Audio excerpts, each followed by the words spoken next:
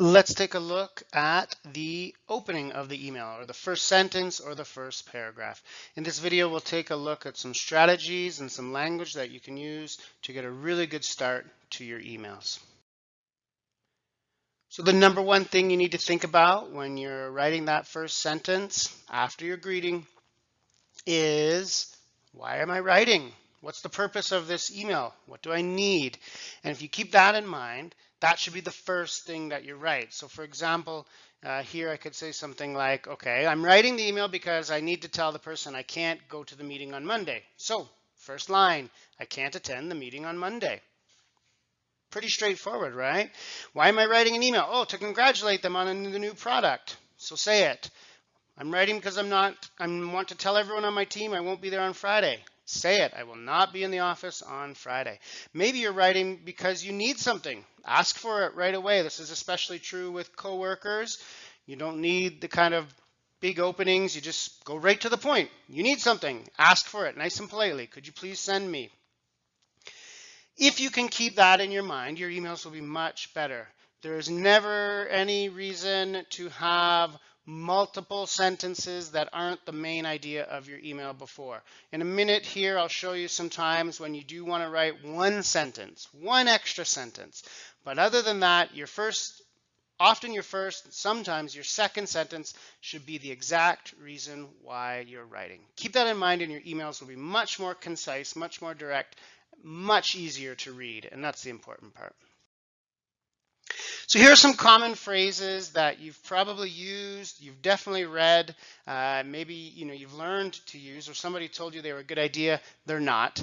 They are extra words, and they waste all of our time, and they just get in the way of the main idea. They just make things more confusing. They just make it more difficult to read. So I'll go through them rather quickly. A lot of them are really similar. So any of the kind of like as discussed, as mentioned, as we talked about, or even really similar, like as requested, as you asked, you don't need any of that. So this is a sentence like, as discussed, I am sending you the proposal for the social media marketing campaign. Why even say as discussed? We know we discussed it, or I know you requested it, I know you asked for it, I know you mentioned it. We all know that happened. We don't need to repeat it. It's just not necessary. This is a really common one, number 3, I'm writing to or in regard to. So something like, oh, I'm writing to send you the social media proposal. Again, you don't need this. If you're attaching something, just say, I've attached the social media proposal, or here's the social media proposal. You don't need to get into the in regard to, I'm writing to. One time where this is maybe okay is with job applications and cover letters. I'm writing to apply for. That's a pretty common sentence, so that one's okay. But with your coworkers, you never need to use I'm writing to. It's much too formal, and it's just extra words. That's the common theme with this slide. Everything is just extra words. I'm going to keep repeating that probably. Please be advised, please be aware. So you see this in emails like, please be advised, the office is closed on Monday, April 2nd. Or please be aware, we are no longer allowed to use the kitchen for, parties or whatever. You don't need it. Rather than saying, please be advised, the office is closed, just say it. The office is closed. These are just extra words. They get in the way. In response to your previous email, you especially see this a lot with this like in response. It's kind of similar as in regard to, or you don't need it. You don't need it. I know I wrote you an email. Why are you mentioning it, right? That there's no reason to say that. From our conversation, from our last meeting, really similar to number 1, as discussed, as mentioned. Again, I know we talked on the phone about this yesterday. Or I know we mentioned this, in the meeting. That's why I asked you to send it to me in email. I don't need to hear it again. These are just extra words. Please take into consideration. Please be informed. Really similar to number 4. You don't need them. They're just extra words. And I think the worst one, because it's probably the most common, as you may know, or as you may already know, or as you may be aware, these are extra words. You don't need them. And number 8 can cause a little bit even of a problem. So let's say, the office is closed on Friday. So I can say, as you may know, the office is closed on Friday. Okay, great.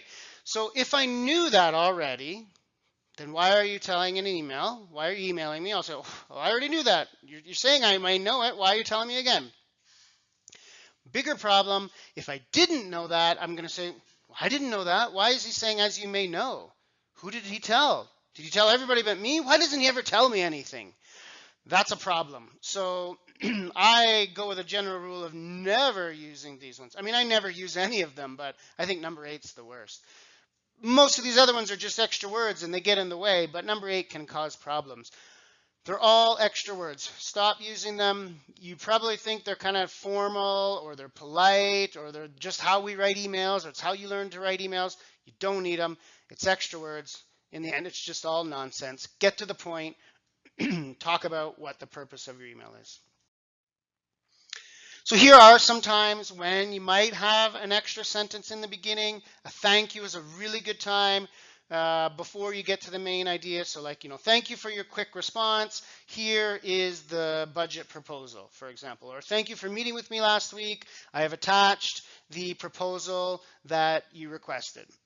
That kind of stuff's okay. You do it a lot with clients and customers. There's always time for thank you. I mean, it's never an extra words to say thank you, right? It's fine.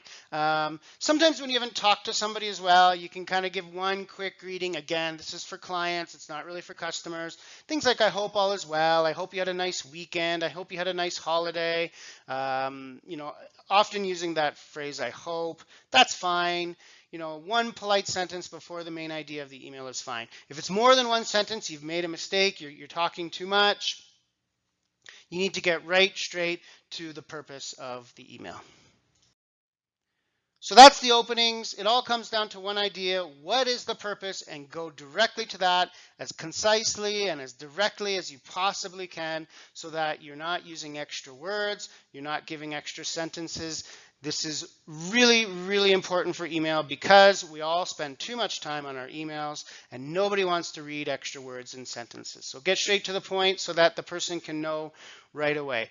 Why is this important? Yes, it's great just, to help people to make the emails shorter, but the bigger problem is when you waste time with sentences and people start reading it and they're saying, what is this about? What does she want? What is she talking about? If that starts happening, people don't read it. People are not going to read big, long emails if they don't know exactly why they need to read it at the beginning. So that's the more important reason. Yes, it's true. You don't want to annoy people and have more words than you need, but people will stop reading your emails if you don't directly tell them what it's about in that first sentence. Keep that as a rule and your email openings will be much better.